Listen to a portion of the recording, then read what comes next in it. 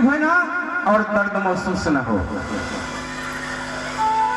इसलिए भगवान भोलेनाथ ने कहा है कि संसार में आया हो तो कुछ करके जाओ।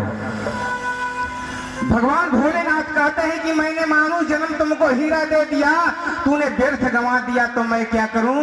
मूल वेदों और ग्रंथों में बता भी दिया, तुझे समझ में ना आए तो मैं क्या करूं। खाने को दूध इत्यादि अन्न सब कुछ दिया, मेवा मिष्टान जो तुमने पैदा किया, फिर भी निर्दयी होकर जीव को सताने लगा। आज आंसू बहाए तो मैं क्या करूं। मैं क्या कर सकता हूं मेरे पुत्र। इसलिए मैं कहता हूं कि बचपन चला गया, जवानी बीत गया, अधेड़ी चली गई, अब तो गुरु बहाना मेरा भाई, अब तो बुढ़ापा आ गया, अब तो पैर कर संभाल कर चलिए। अब भजन नहीं हम लोग करेंगे तब कब करेंगे। भजन तो करना ही पड़ेगा।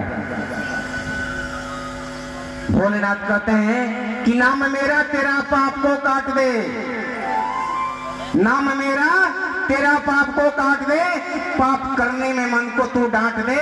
और मैं कहता हूं कि आजा मेरी शरण, अब तू ही नहीं आए तो मैं क्या करूं। मैं क्या कर सकता, मैं क्या कर सकता।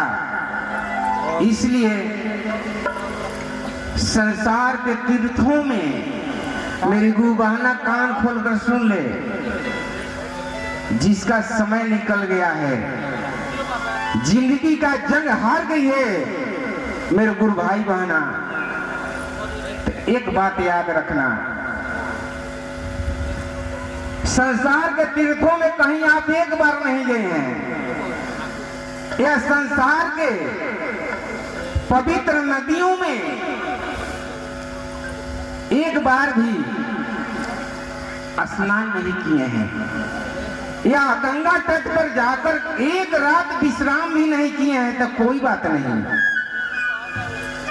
कोई बात नहीं। मंदिरों में जाकर सतधर्म सत्कर्म नहीं किए हैं बाबू, मंदिरों में जाकर के सतधर्म सत्कर्म नहीं किए हैं तो कोई बात नहीं। मैं यही निवेदन करूंगा कि श्री महापुराण कथा कहती है कि अपने घर से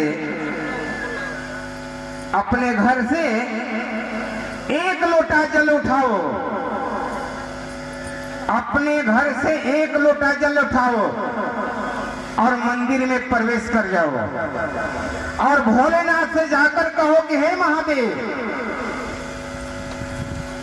मैंने संसार के कहीं तीर्थों में नहीं गया, संसार के कहीं पवित्र नदियों में स्नान नहीं किया, एक रात गंगा तट पर मैंने विश्राम नहीं किया, सतधर्म सत्कर्म नहीं किया, सारे तीर्थों का फल मुझे मिल जाए। तो हमारे महादेव इतना कमाल के गुरु हैं कि थोड़े से भक्ति में प्रसन्न हो जाते हैं, थोड़े से भक्ति में प्रसन्न हो जाते हैं, अपने भक्तों को देते हैं। इसलिए मैं यही कहूंगा अपनी गुरु बहाना से, गुरु भाइयों से कि दिल लगाकर कथा सुनो। कहा गया है जब किसी के घर मेहमान आते हैं, किसी के घर मेहमान आते हैं और जब यहाँ से जाते हैं तो बच्चे को कुछ ना 10, 20, 50 रुपया देकर जाते हैं। उसी तरह से श्री महापुराण कथा में जो भी आया है, श्री महापुराण कथा में जो भी आया है और श्रद्धा विश्वास के साथ यहाँ पर बैठकर कथा का श्रवण कर रहा है, तो जाते वक्त हमारे महादेव उनके झोली में कुछ ना कुछ जरूर डाल देंगे, इसमें कोई संशय नहीं है। इसलिए बाबू ताने साउंड कम करो। इसलिए कहा गया है कि 33 कोटि देवताओं श्री महापुराण कथा कहती है कि 33 कोटि देवताओं मनुष्य के भाग को लिखते हैं। 33 कोटि देवता मनुष्य के भाग को लिखते हैं और देते हैं। लेकिन हमारे महादेव ही एक ऐसा देवता है, हमारे महादेव ही एक ऐसा देवता है जो 33 कोटि देवताओं का लिखा हुआ भाग को बदल देते हैं। 33 कोटि देवताओं का लिखा हुआ भाग को बदल देते हैं। इसी महापुराण कथा कहती है। दिल लगाकर कथा श्रवण करना ये बड़ी सौभाग्य की बात है। ये बाबू काउंटर नीचे लगाइए ना आप लोग, आप काउंटर लगा दीजिए बढ़िया नीचे, बढ़िया दिया।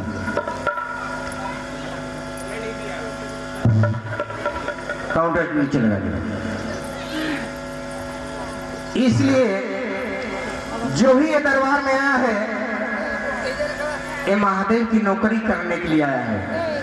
आज जो भी महादेव का नौकरी करता है ये दरबार में आता है उसको महादेव देते हैं। श्री महापुराण कथा कहती है, ये वेदव्यास जी ने लिखा है, वेदव्यास जी ने लिखा है श्री महापुराण में। बाबू तुम म्यूजिक बंद करना, डिस्टर्ब करता। श्री महापुराण में 24 श्लोक, 24,000 श्लोक, 12 खंड और 12 संहिता है। ये वेदव्यास जी ने लिखा। श्रीमद् भागवत महापुराण कथा वेदव्यास जी ने लिखा आत्म शांति के लिए, आत्मा में तृप्ति के लिए उन्होंने श्रीमद् भागवत कथा लिखा। कहा गया है कि भागवत कथा गोत्र द्वारा पितर को तारती है। भागवत कथा गोत्र द्वारा पितर को तारती है और रामचरितमानस कथा जीव को तारती है। और श्री महापुराण ही एक ऐसा कथा है जो वेदव्यास जी ने लिखा है 24,000 श्लोक में और 12 खंड और 12 संहिता में। जो कथा सुनता है अगर पुरुष वर्ग का सुनेगा तो उसका 7 पीढ़ी तर जाएगा,